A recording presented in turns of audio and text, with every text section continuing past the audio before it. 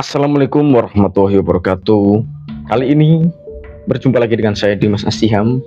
Nah, di sesi kali ini saya akan membawakan sebuah cerita yang cukup mistis, guys, berkaitan dengan kesurupan. Namun, bukan kesurupan biasa.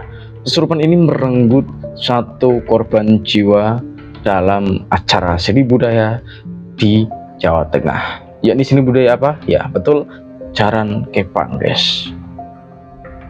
Spoilernya itu si orang yang mengalami kesurupan ini tuh tidak bisa sembuh, guys. Entah apa penyebabnya dan bagaimana prosesi hingga terjadi seperti ini. Mari kita dengerin ceritanya sama-sama, guys.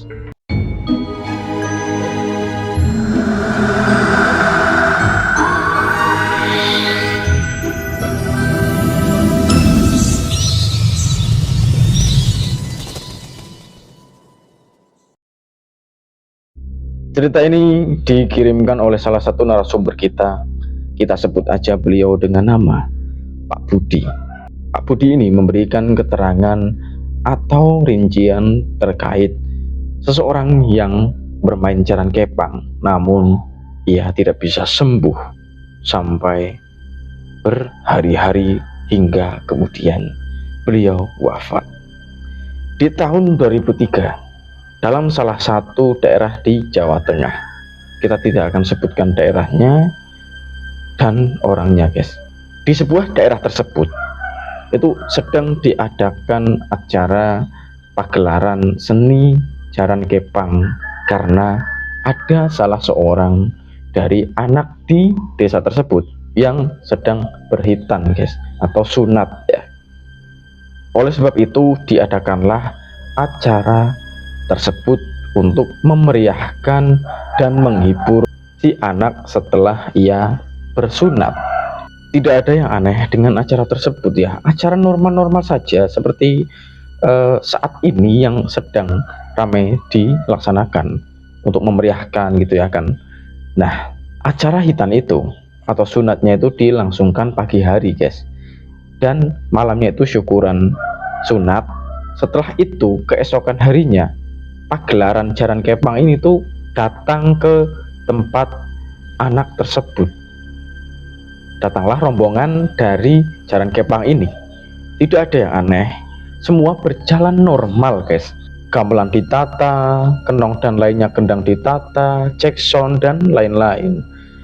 Namun saat di tengah permainan sekitar pukul jam 3 sore, setelah jaran kepang dimainkan dan penonton tengah ramai gitu, guys, ada beberapa orang yang kesurupan, sekitar 7 orang kesurupan, dan semuanya itu sudah bisa disembuhkan karena waktu yang sudah memasuki azan asar ya, guys ya. Untuk menghormati azan asar, makanya tabuhan dan son-son itu dihentikan semuanya.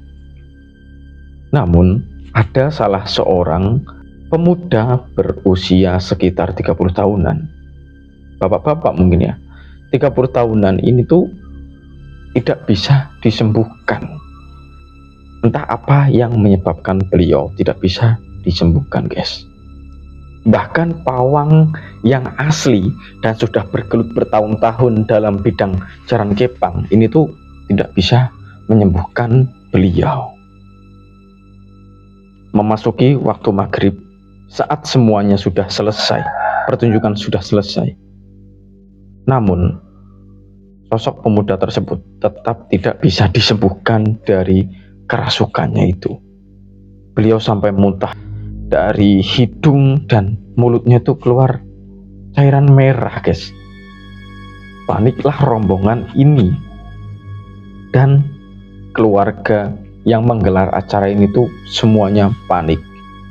Akhirnya diundangkan ustadz dan juga orang-orang pintar sekitar maupun orang luar sekitar, guys, karena situasinya itu tidak bisa dibawa pulang. Sudah diruqyah, sudah dibakari menyan, sudah diapakan, semuanya tuh tidak bisa. Sampai akhirnya dibawa pulanglah pemuda ini ke tempat beliau berasal, masih di Jawa Tengah tentunya. Setelah itu, beberapa hari kemudian, keluarga yang mengundang Jaran Kepang tersebut tuh diberitahu bahwasanya pemuda itu telah meninggal, dan diceritakanlah rincian setelah ia dibawa pulang, yakni beliau tetap tidak bisa disembuhkan sampai akhirnya beliau wafat. Dan entah bagaimana, apa yang menyebabkan kesurupan itu tidak bisa disembuhkan. Menurut saya pribadi ya, ini tuh bisa juga faktor tidak memberikan penghormatan ya. Kita sebut saja sajen gitu ya. Tapi saya menyebutnya itu penghormatan karena kita datang dan membuat acara ramai ya. Nah, kedua bisa juga memang ada demit atau orang sekitar yang mencari tumbal. Bisa juga tumbal. Karena pada saat kerasukan bener itu sukmanya itu keluar guys, jadi tubuhnya itu kosong.